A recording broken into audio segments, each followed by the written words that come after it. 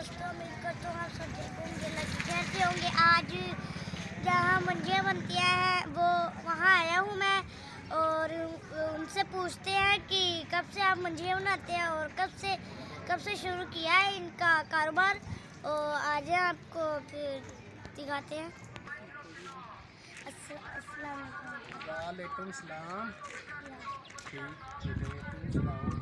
ठीक हो? आप कब से ये मंजियाँ बनाते हैं? ये जी मैंने वाह अरसा हो गया है, कोई 4 साल हो गए। ये 4 साल बना गए।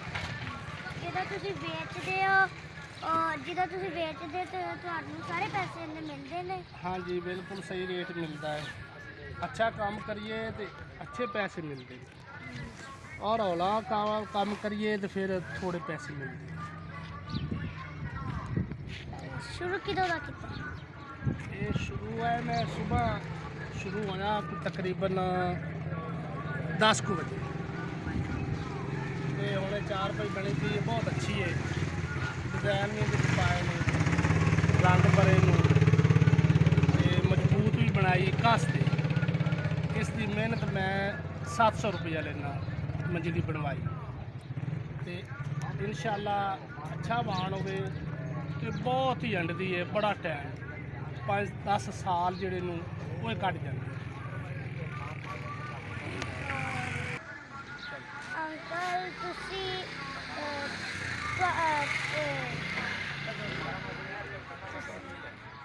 मैं ਇੱਥੇ ਤਕਰੀਬਨ ਹੋ ਗਏ ਨੇ ਮੈਨੂੰ ਕੋਈ 4-5 ਸਾਲ 17 ਸਾਲ ਹੋ ਗਏ ਨਾ। ਤੇ ਤੁਹਾਡਾ ਮੈਂ- ਪਿੰਡ ਕਿਹੜਾ ਹੈ? ਮੈਂ ਹਵੇਲੀ ਲੱਖਾ ਦਾ ਹਵੇਲੀ ਲੱਖਾ ਦਾ ਮੇਰਾ ਤਲੁਕਾਤ ਪਨਵਾਰ ਜ਼ਾਤ ਨਾਲ ਹੈ। ਤੇ ਮੇਰਾ ਇਹ ਕਾਰੋਬਾਰ ਬੜੇ ਅਰਸੇ ਦਾ ਹੈ। ਮੈਂ ਤਕਰੀਬਨ 17-18 ਸਾਲ ਦੀ ਉਮਰ ਦੇ ਵਿੱਚ ਮੈਂ ਇਹ ਕੰਮ ਸਿੱਖਿਆ ਹੈ ਤੇ ਇਹ ਹੀ ਕਰਦਾ। ਜੇ ਵੀ ਕੋਈ 4 ਰੁਪਏ ਆਖੇ ਮੈਂ ਉਹ ਜਾਈ ਕੰਮ ਕਰਦਾ। ਤੇ ਤੁਸੀਂ ਮੈਨੂੰ ਦੱਸੋ ਆਪਣਾ ਨਾਮ। ਮੇਰਾ ਨਾਮ ਬਸ਼ੀਰ ਅਹਿਮਦ। ये कौन सी जगह है? ਇਹ ਜਨਾਬ ਜੋਹਰ ਟਾਊਨ ਨਵਾਂ ਪਿੰਡ। ਵੀਵਾਰ ਤੁਸੀਂ ਮੰਜੀ ਬਣਾਉਣੀ ਹੋਏ ਤੇ ਸਾਨੂੰ ਦੱਸਿਆ ਕਰੋ। ਅਸੀਂ ਇਹ ਕੰਮ ਕੀਮਤ ਦੇ ਨਾਲ ਮੰਜੀ ਬਣਾਉਂਦੇ ਨੇ ਤੇ बनवा देंगे। अस्सलाम वालेकुम भाईजान।